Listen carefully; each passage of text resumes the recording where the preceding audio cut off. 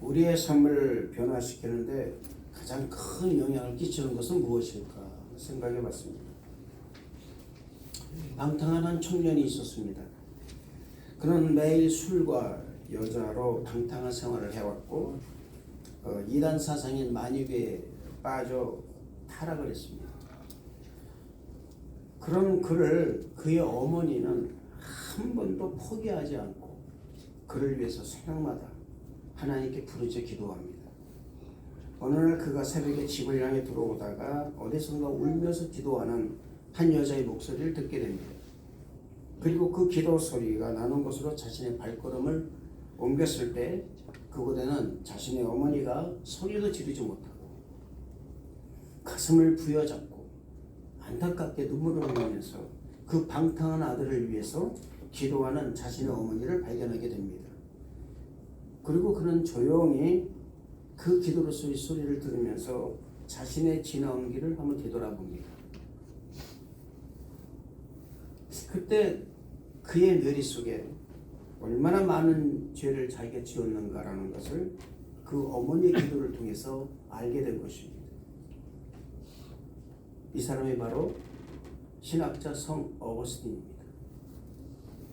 그러나 그는 자신이 여전히 자신의 포로에 갇혀서 사는 것처럼 느껴져요. 아무리 그런 말을 듣고 그런 기도를 들었어도 그는 바뀌질 않습니다. 자신이 자꾸 죄의 길로 가는 것에 대해서 너무나도 실망하는 거예요. 절망하는 거예요. 그래서 그는 이렇게 비통하게 부르짖습니다. 나는 언제까지 내일 하여야 하는가?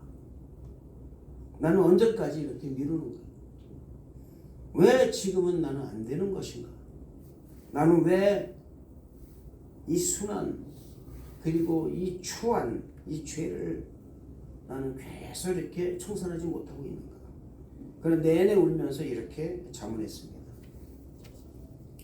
그런 그의 마음속에서 가장 비통한 슬픔으로 인해서 눈물이 쏟아진 것입니다. 그렇게 비통한 마음으로 매일매일을 그 밀란의 한 정원을 거닐고 있었습니다. 그런데 그때 난데없이 그 근처 어떤 집에서 들려오는 어린아이의 노랫소리를 들었습니다. 그게 소년의 음성인지 소녀의 음성인지는 잘 몰랐다고 합니다. 근데 이런 후렴이 있더래요. 집에서 들고 읽어라. 집에서 들고 읽어라. 이 후렴이 계속 자신의 귀를 때린 거예요. 그런 이 어린아이들이 이런 노래를 부르면서 노는 어떤 게임이었던가 이렇게 생각했지만 전에 한 번도 들어보지 못한 그런 그 노래 후렴이었습니다. 그런 눈물을 그치고 그 자리에서 일어났습니다. 그리고 그는 그곳에서 이것이 바로 성경을 펴서 자신의 눈으로 처음으로 마지막 그 구절을 읽으라는 하나님의 명령일 거라고 중얼거리면서 성경을 딱 펴기 시작합니다. 그때 성경을 딱 펼쳐서 성경 구절이 바로 로마서 13장 13절 14절의 말씀이었습니다. 그가 펼쳐서 읽은 성경 구절은 이런 구절이었습니다. 나자와 같이 단정히 행하고 방탕하거나 술 취하지 말며 음란하거나 호색하지 말며 다투거나 시기하지 말며 오직 주 예수 그리스도로 옷 입고 정욕을 위하여 육신의 일을 도모하지 말라. 이 말씀이 자신이 지금까지의 삶을 완전하게 뒤바꿔버리는 계기가 되었던 것입니다. 이것이 사람을 변화시키는 하나님의 능력의 말씀이라는 거예요. 할렐루야. 이 말씀이 어거스틴의 삶을 완전하게 변화시킨 말씀의 능력이 되었던 것입니다. 저는 오늘 우리 성도 여러분들이 오늘 이 시간에 하나님의 능력으로 여러분의 삶을 변화시키고 여러분의 심령을 하나님의 영으로 충만하게 하는 시간 되시기를 주님 이름으로 축원을 드리겠습니다. 할렐루야. 오늘 우리는 한 사람의 인생이 완전히 변하는 과정을 상세히 기록한 말씀을 보고 있습니다. 이 말씀이 바로 오늘 말씀인데 여기 나오는 인물이 누구냐 그랬더니 수가성 여인이었습니다. 두 사람밖에 안 나옵니다. 수가성 여인과 예수님 두 분이에요. 두 사람이에요. 이 여인은 세상에서 버림받은 여인이었습니다. 많은 사람들에게 손가락질을 당하는 사람이었습니다. 자신의 만족을 세상에서 찾으려다가 험난한 인생을 살아온 여인이었습니다. 그런 그가 이 수가성 우물가에서 기다리고 있었던 예수님을 만남으로 말미암아서 새로운 인생의 전환점을 맞이하게 된 것입니다. 아무도 없는 우물가에 떼약듯이 내리쬐고 사람들이 오기를 꺼리는 그 시각에 우물가로 물을 길러 온 것입니다. 근데 그곳에서 예수님을 만나게 된 것입니다. 놀라운 사건이죠. 사랑하는 성도 여러분, 저는 오늘 이런 놀라운 사건이 우리 성도 여러분의 삶에서 나타나기를 주님 이름으로 축원을 드리겠습니다. 아니 오늘 이 시간에 이 예배를 통해서 만나기를 바랍니다. 예수님을 만난 이 여인에게 우리 주님께 이렇게 말씀하십니다. 내게 물을 좀 달라. 여러분 한번 7절 말씀 다 같이 읽어볼까요? 7절 말씀 다 같이 그냥 지금 화면이 안 되니까 7절 말씀 다 같이 읽어보겠습니다. 자, 7절 말씀 다 같이 시작. 사마리아 여자 한 사람이 물을 빌러 왔으며 예수께서 물을 달라 하시니. 여러분 간단합니다. 우리 주님께서 왜 이 여인에게 물을 달라 하셨을까요? 우리가 여러분 한 가지 알아야 될 것은 우리 예수님은 우리를 축복하시기 전에 뭘 뭐냐면 우리에게 헌신을 요구하신다라는 것입니다. 축복하시기 전에 헌신을 요구하는 거예요. 하나님께서 여러분 이렇게 받으려고 하는 것이 아니라 하나님께서는 우리의 뭘 먼저 보느냐? 그 헌신의 마음을 먼저 보신다라는 것입니다. 이 여인에게 물을 달라 하신 이유가 바로 이 여인을 회복시키고 새로운 삶을 살게 위해서였다라는 것입니다. 이 여인에게 있어서 새로운 삶의 시작은 주님과의 대화였어요. 저는 우리 성도 여러분들이 주님과 대화하시기를 축복합니다. 꺼리끼는 관계가 아니라 정말 대화하는 관계 되시기를 바랍니다. 우리 주님은 사람을 회복시키기 위해서 우리와 항상 대화하시기를 원하신다는 것을 잊지 마시기를 바랍니다. 그렇다면 우리가 주님과 대화를 하기 위해서는 바로 우리 주님이 계신 장소인 교회에 나와서 주님을 만나고 영과 진리를 다해서 예배를 드리는 과정에 있을 때에 주님과 대화의 첫장을 뗄 수가 있다는 것입니다. 그런데 이 여인은 자신에게 물을 달라는 이 사람이 유대인임을 알았다는 것입니다. 그래서 자신에게 물을 달라신 이유에 대하여 묻습니다. 9절 말씀을 다 같이 보겠습니다. 9절 말씀 다 같이 한번 읽겠습니다. 9절 말씀 시작. 사마리아 여자가 이르되 당신은 유대인으로서 어찌하여 사마리아 여자인 나에게 물을 달라 하나이까 하니 이는 유대인이 사마리아를 상종하지 아니하느니라. 여러분들은 이 말씀을 많이 들어서 알 것입니다. 유대인이 왜 사마리아인을 상종하지 않았을까요? 그 이유는 사마리아가 수도였던 북이스라엘이 아시리아 왕 살만에셀과 그의 뒤를 이어서 아시리아 왕이 된 사르곤에 의해서 사마리아가 멸망을 당하게 됩니다. 이때 수많은 사람들이 아수르로 다 끌려갑니다. 아니면은 이단 종교를 받아들여요. 그래서 배교기를 걷게 됩니다. 영적으로 육적으로 타락한 사람들, 혼합된 사람들이기 때문에 유대인들은 사마리아인들을 상종하지 않았다는 것입니다. 그 당시 유대인이 사마리아로 내려가는 일은 감히 상상도 하지 못했고 또 사마리아에서 유대로 올라오는 일 또한 상상도 못했다는 것입니다. 그런데 여러분 놀라운 사실은 어떤 사실이냐면 우리의 신앙의 여정이 이와 같다라는 것입니다. 우리가 여러분 예수를 믿기 위해서는 세상에서 교회로 나와야 돼요. 아멘. 이것이 여러분 그러니까 사마리아에서 유대로 가는 길이라 그 말입니다. 또 하나는 뭐냐면은 우리가 유대에서 은혜를 받고 구원을 받았다 하면은 이제는 여러분 우리가 사마리아 지역으로 내려가서 복음을 전해야 된다 그 말입니다. 예수님께서 그걸 보여주고 계시는 거예요. 이 요한복음에서 지금. 근데 여러분 갈릴리로 가는 길에 사마리아를 통과된다 그 말입니다. 갈릴리로 내려가야 되는데 유대에서 갈릴리로 내려갑니다. 갈릴리 내려가는 길에 사마리아가 있습니다. 복음을 전하는 장소가 있다 그 말입니다. 이것은 우리의 신앙의 여정에 반드시 거쳐야 할 과정이 아까도 말씀드렸지만 사마리아라는 것을 통과해야 된다는 것을 의미하는 것이며 이 통과하는 곳에는 반드시 우리를 기다리는 사람이 있다는 것을 의미하는 것입니다. 이것이 바로 뭐냐? 만남의 축복이라는 것입니다. 이 만남의 축복이 사랑하는 성도 여러분의 삶의 자리에서 일어나기를 주님 이름으로 축원을 드리겠습니다. 마치 예수님께서 유다를 떠나서 갈릴리로 가시는 도중에 사마리아 여인을 만나서 그 사람의 인생을 송두리째 바꿔주신 것처럼 우리에게도 이런 축복이 임하기를 주님 이름으로 축원을 드리는 것입니다. 이 여인은 자신에게 물을 달라는 예수님을 의아하면서도 아주 경박하고 비아냥거리는 말투로 예수님께 물었을 것입니다. 그냥 좋게 물지는 않았을 것이에요. 왜냐하면 감정이 안 좋았으니까요. 그런데 우리 예수님께서 이 여인을 책망하지 아니하시고 아주 충격적인 말씀을 하십니다. 그것이 10절의 말씀입니다. 다 같이 한번 읽어보겠습니다. 10절의 말씀 시작. 예수께서 대답하여 이르시되 네가 만일 하나님의 손이라 또 내게 물을 달라는 네가 누구인지 알았더라. 내가 그에게 보였을 것이요 그가 생수를 보였어. 이런 말입니다. 내가 지금 우리 발 아래에 있는 우물에서 물 한 모금 같은 매우 작은 호의를 네게 요구하는 것을 너는 이상히 여기는구나, 이 말이에요. 지금 간단한 것입니다. 네가 만약 나에게 요구했더라면 나는 너에게 영생의 물을 주어서 마시게 하였을 것이다. 전혀 이 여인하고 맞지 않습니다. 이 여자는요 지금 이 예수님 말씀을 이해하지 못했습니다. 그러나 이해하지 못했지만 예수님이 하시는 그 말씀 안에 뭐라 말할 수 없는 아주 강한 위엄과 권위가 있다는 것을 느꼈다는 거예요.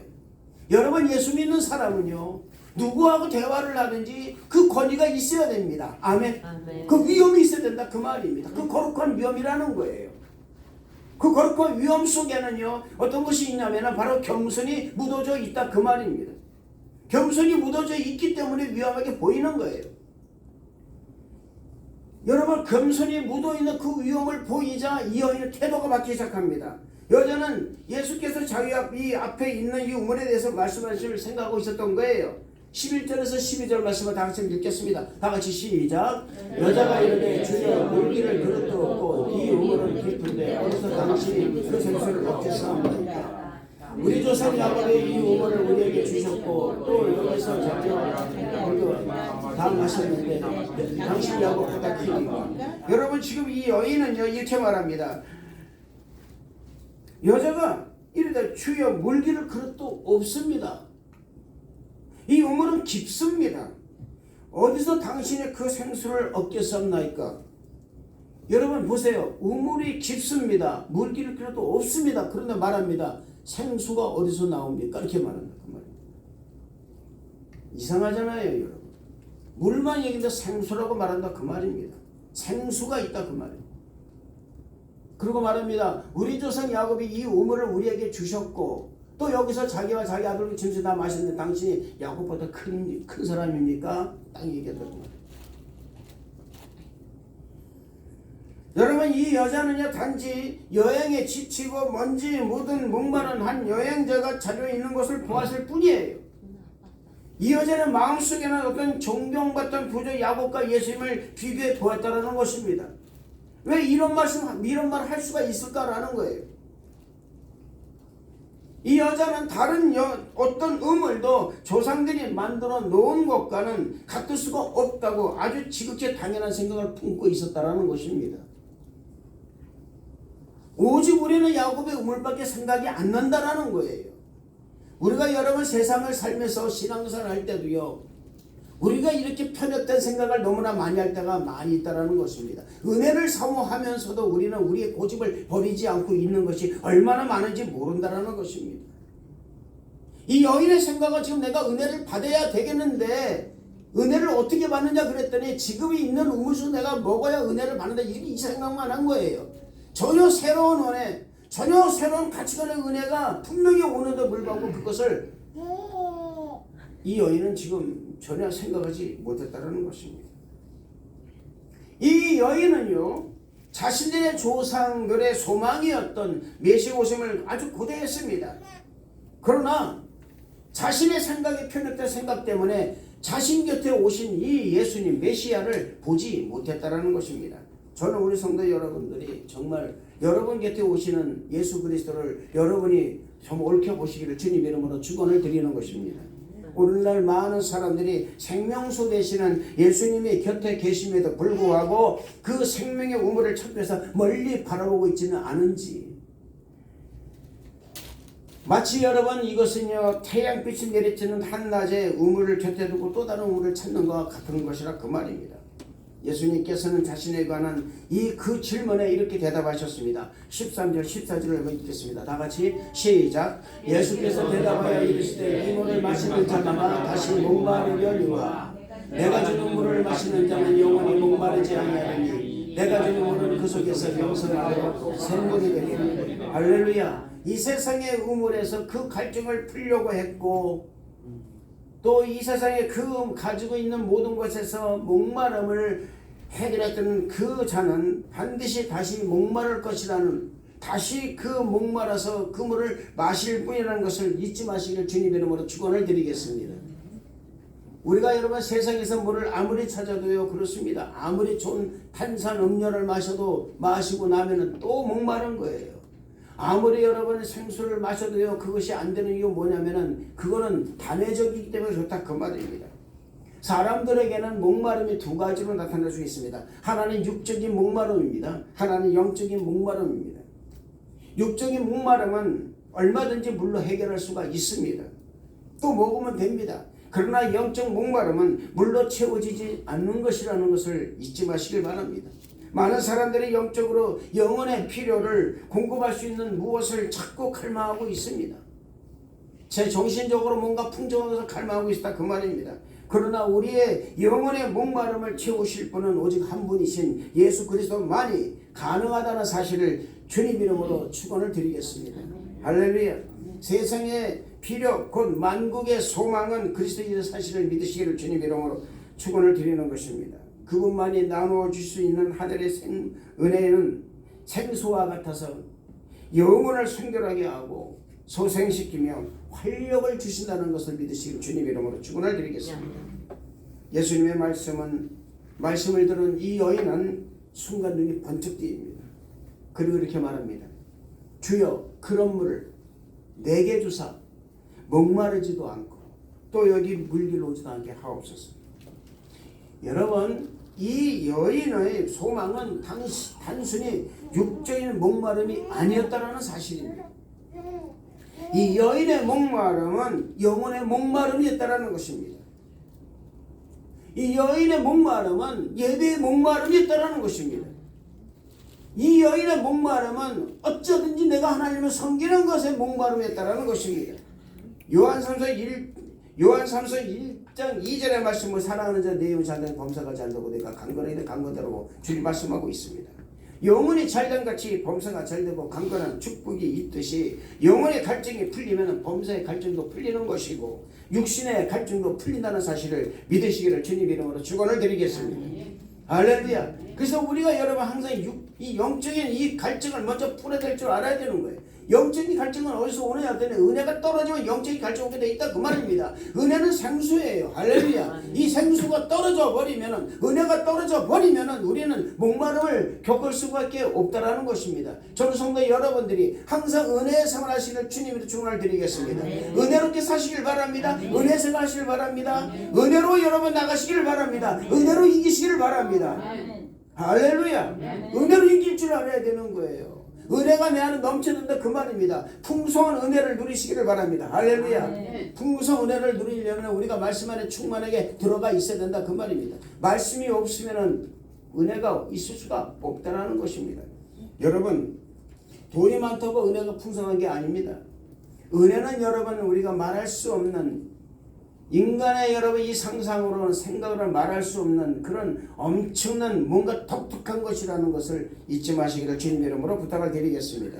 15절에서 20절까지 다 같이 읽어볼까요? 다 같이 한번 시작. 여자가 이르되 주여 그런 물을 내게 주사 목마르지도 않고 또 여기 물길로 오지도 않게 하옵소서. 이르시되 가서 내 남편을 불러오라. 여자가 이르되 나는 남편이 없나이다. 예수께서 이르시되 내 남편이 없는 날이 옳도다. 너에게 남편이 다섯이 있어도 지금 있는 자도 내 남편이 아니니 내 말이 참되도다.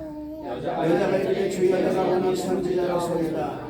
우리 조상들이 이 산에서 예배하였는데 당신들의 말은 예배할 곳이 예루살렘에 있다. 할렐루야. 여러분, 방금 전까지 예수님을 의심했던 그리고 경박한 모습으로 아주 비아냥거리면서 예수님을 대하던 이 여인은 예수님을 새롭게 인식하게 됩니다. 할렐루야. 은혜는요, 내가 예수님을 새롭게 인식할 때 은혜가 있는 거예요. 할렐루야.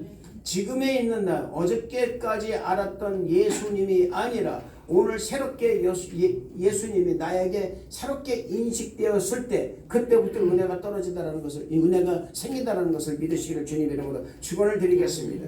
저는 우리 성도 여러분들이 오늘 이 예배를 통해서 예수님을 새롭게 인식하는 그런 성도 여러분들 되시기를, 그런 시간 되시기를 주님 이름으로 축원을 드리겠습니다. 예수님을 어떻게 인식하에 따라서 우리의 신앙생활의 기쁨과 슬픔 그리고 평안과 고통이 결정된다는 사실을 기억해야 할 것입니다. 예수님에 대해서 새롭게 인식을 하게 된 이 여인에게 우리 주님께서는 이제 본격적으로 회복과 치유의 은혜를 주시고자 남편을 데려오라 말합니다. 우리가 여러분 한 가지 알아야 할 것이 뭐냐면은 이 여인에게 남편이 없음을 우리 예수님께서 너무나 다 잘 알고 계셨다라는 사실입니다. 이 여인에게 남편을 데려오라 하신 이유는 이 여인에게 단 한 가지입니다. 여러분, 자신의 죄를 회개할 수 있는 기회를 주신 거예요. 할렐루야. 여러분, 우리가 은혜를 받으려면요, 우리의 죄가 먼저 다 회개돼야 된다 그 말입니다. 회개는 뭐라고 했습니까? 축복의 통로예요. 할렐루야. 회개는 뭐냐? 내가 주님께로 나가는 은혜의 통로가 되는 것입니다. 이 통로를 여러분 우리가 정말 우리가 이 통로를 통과하지 않고는요, 은혜를 받을 수가 없다라는 것을 잊지 마시길 바랍니다. 이 여인은요, 자신이 채워지지 않는 그 부분을 남편을 통해서 얻으려겠다라는 것입니다.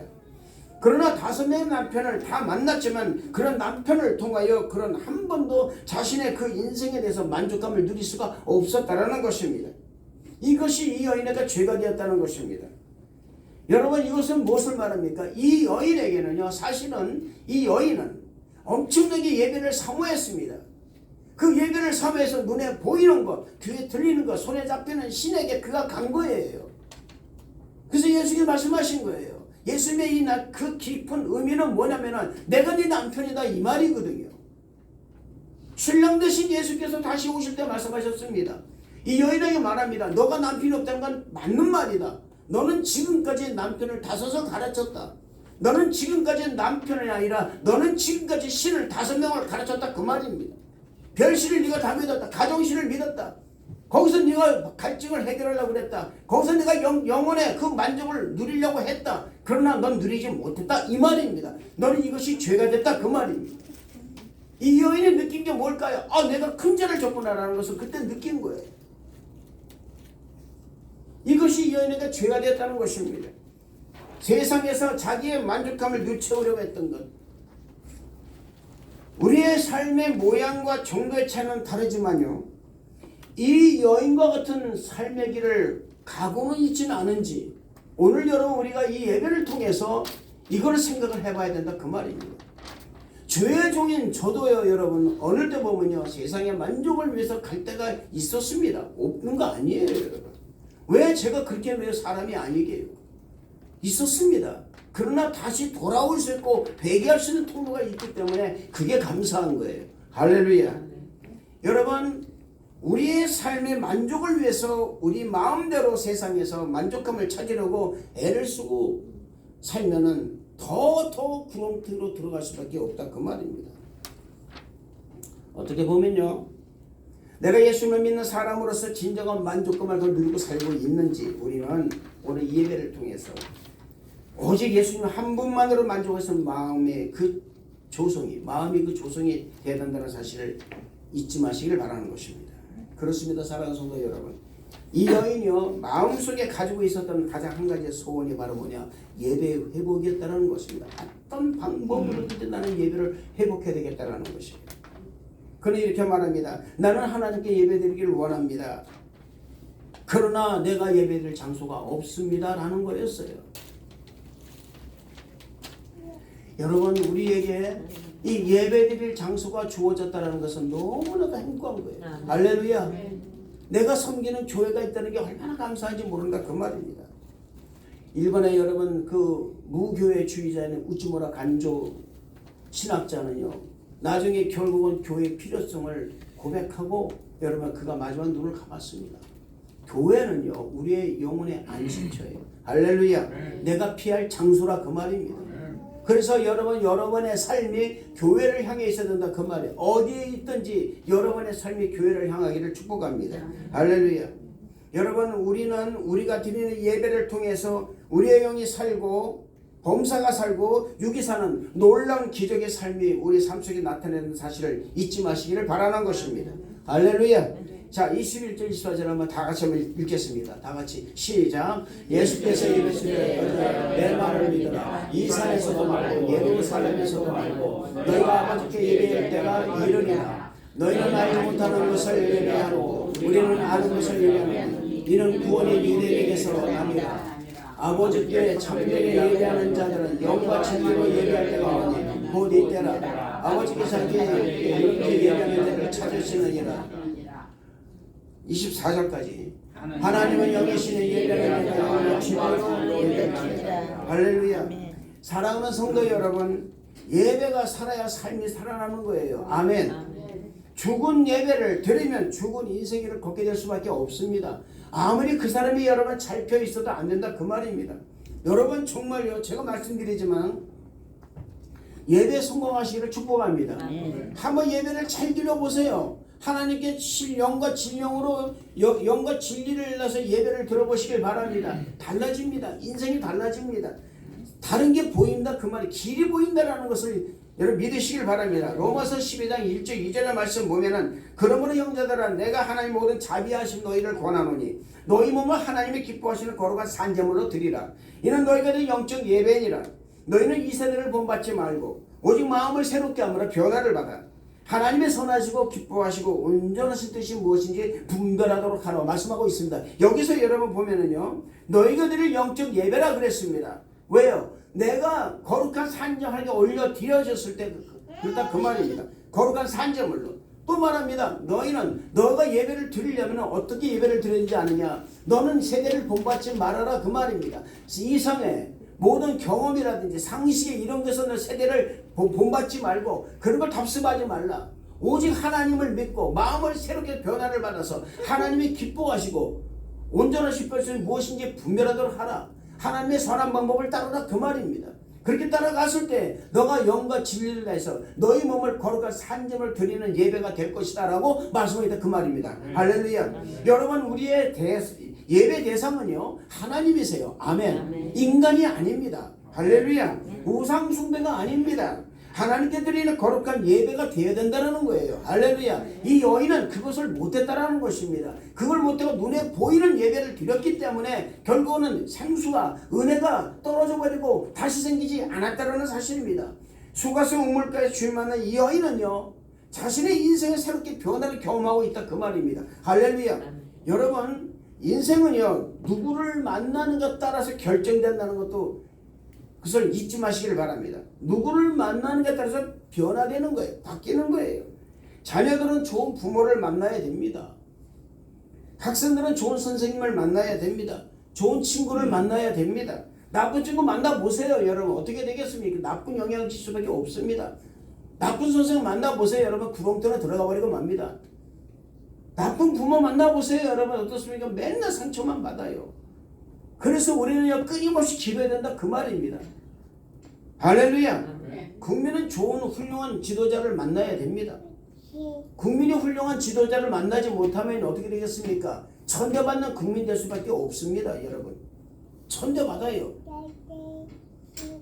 여러분 지금 우리 1년에 나는 모든 걸 보시기 바랍니다. 그렇게 신정 정치를 했던 여러분 이란이 지금 어떻게 됐습니까? 무너지고 있습니다. 왜 무너집니까? 여러분 잘못해서 그러는 거예요. 지도자가 잘못해서 그렇다 그 말입니다. 그 이끌고 있는 여러분과 해면에 잘못하게 있게 됐다 그 말입니다. 우리는 여러 가지를 볼 줄 알아야 돼요. 그래서 저는 여러분 말씀드립니다. 우리 인생에서 만남이 얼마나 중요한가. 저는 여러분을 만나서 행복합니다. 할렐루야. 아멘. 아멘이 큰 소리 안 나요. 할렐루야. 아멘. 할렐루야. 저는 여러분을 만나면 행복합니다. 저는 또 여러분은 저를 만나 행복할 줄 모르겠습니다. 할렐루야. 아멘. 할렐루야. 여러분 이처럼 만나면 굉장히 중요한 거예요. 수가성 여인은 우물가에서 자신을 기다리고 있었던 예수님을 만남으로 인생의 새로운 변화를 받게 됐다 그 말입니다. 여인은 5명의 남편을 갈아친 사람이에요. 만족감을 못 썼습니다. 그러나 예수님과 만남으로 말미암아 변화가 시작되었다는 거예요. 여러분 잘 보세요. 물론 우리가 예수님을 지금 만났다고요 모두가 변화되는 것은 아닙니다. 바리새인과 서기관들은요 예수님을 수없이 만났지만 변화되지 않았습니다. 왜 그랬을까요? 많은 무리들도 예수님 만났지만 삶이 변화되지 않았습니다. 지금대로 마찬가지예요. 여러분 이것은 누구다 다 소용없는 거예요. 목사 가족도 소용없다 그 말입니다. 예수님 만나고 뭐 장로도 소용없는 거예요. 내가 예수님을 만나느냐 안 만나느냐 이게 중요하다 그 말입니다. 할렐루야. 여러분 그래서 우리의 변화의 출발점은 어디냐? 내가 예수님과 만남의 순간에 출발되는 거예요. 진짜 출발은 거기서 출발하는 것입니다. 교회는 예수님의 몸입니다. 교회는 예수님을 만날 곳입니다. 아멘. 그래서 우리가 교회로 나오라고 그러는 거예요. 전도해야 되는 거예요. 왜 그래야 되느냐? 이것 때문에 우리가 전도하는 것입니다. 예수님을 만날 수 있는 곳으로 초청을 해야 되는 거예요. 수가성 여인은 예수님을 만나서 변화가 되었습니다. 저와 여러분은요 수가성 여인처럼 예수님을 만난 것이 아주 특별한 은혜임을 믿고 감사하시기를 바랍니다. 예수님이 계시는 장소에 교회에 나와서 영과 진정으로 진리를 다해서 예배를 드리는 사람을 우리 주님은 만나주신다는 것을 믿으시길 바랍니다. 주님 말씀하셨습니다. 예레미야서 29장 12절 13절의 말씀 보면 너희가 내게 부르짖으며 내게 와서 기도하면 내가 너희 기도를 들을 것이요 너희가 온 마음으로 나를 구하면 나를 찾을 것이요 나를 만나리라. 아멘. 만나준다고 그랬습니다. 만나준다고. 주님 못 만나니까 불행한 거예요. 여러분 주님을 못 만나니까 불행하지. 주님 만나보세요. 왜 불행합니까? 불행할 일이 없어요. 왜 내가 주님께 그냥 어린아이처럼 그냥 기도하는 거예요. 아버지 들어주셔야 된다. 안 들어주시면 안 된다 그 말입니다. 할렐루야. 나를 축복하지 않으면 나는 절대로 못 높였나이다. 누구예요 여러분? 야곱이라 그 말이 우리 배웠지 않습니까? 나는 당신이 나를 축복하기는 절대로 내가 놓지 않겠다라는 것이 왜 나옵니까? 주님과 꺼리끼는 관계가 되지 않았기 때문에 이제 내가 붙잡아도 된다 그 말이에요. 그분은 나를 붙잡아도 내가 환도뼈가 부러진다 하니더라도 내가 주님 붙잡고 늘어지면은 하나님한테 나를 축복하신다. 할렐루야. 네 이름이 무엇이냐? 야곱이니이다. 다시는 야곱이라 하지 마라. 너는 이스라엘이다. 할렐루야. 네. 이 놀라운 축복이 우리에게 있다 그 말입니다. 누굴 만나는 순간부터? 하나님 만나는 순간부터. 아멘. 아멘. 여러분 하나님 만난다는 것은 여러분 그렇게 여러분 어려운 게 아닙니다. 지금 이 순간에 하나님이 여러분에게 임하신다라는 거예요. 할렐루야. 아멘. 성령이 임하신다 그 말입니다. 그때 만나줬을 때 우리는 그 만남의 손을 그냥 꽉 잡아야 된다 그 말이에요. 아멘. 아멘. 그냥 두리뭉실 잡지 마시기 바랍니다. 잡으려면 자꾸 말라면 마세요. 난 자존심이 있어가지고 그렇게 하면 나는 싫어요. 이런 사람은 평생 못 잡아요. 그냥 자존심 다 내려놓고요. 여러분 주님을 꽉 잡으시기를 축복합니다. 우리 주님께서는요 여러분 그 모든 자존심을 다 그 프라이드를 다 버리시고 십자가 달려 죽으신 분이에요. 아멘. 그러시면서 우리와 하나님의 손을 맞잡고요 여러분 제발 좀 잡아달라고 하신 분이 우리 예수님이십니다. 우리는 그렇지가 않아요. 그러면 자존심이 뭔지 말인데 거기에 걸려가지고선 그냥 잡으려면 잡고 말려면 말고 내게 축복 안 해주면 당신이 왜 내게 축복 안 해주냐 이런 말을 하고 있으면 되겠습니까? 이게 말이 안 되는 거죠. 오늘 이 시간에 우리 성도 여러분들이 하나님 만나시기를 축복합니다. 네. 할렐루야. 네. 주님 앞에 나오는 여러분 되시길 바랍니다. 기도하고 구한다는 것은요 이게 무슨 말이냐면은 신령과 진정으로 예배 드릴 때 기도할 수가 있는 거예요. 구할 수가 있는 것이라 그 말입니다. 저는 성도 여러분들이 오늘 주님을 다시 한번 만남으로 말미암아서 여러분의 삶의 자리가 다시 한번 놀랍게 변화되는 그 은혜가 쏟아지시기를 주님 이름으로 축원을 드리겠습니다. 기도하겠습니다. 하나님 아버지 감사합니다. 하나님의 은혜 가운데 아버지 우리가 주님을 만나는 귀한 시간이 될 수 있도록 축복하여 주시옵소서. 주님 감사를 드리옵고 예수님 이름으로 기도드리옵나이다. 아멘. 내가 진실로 너희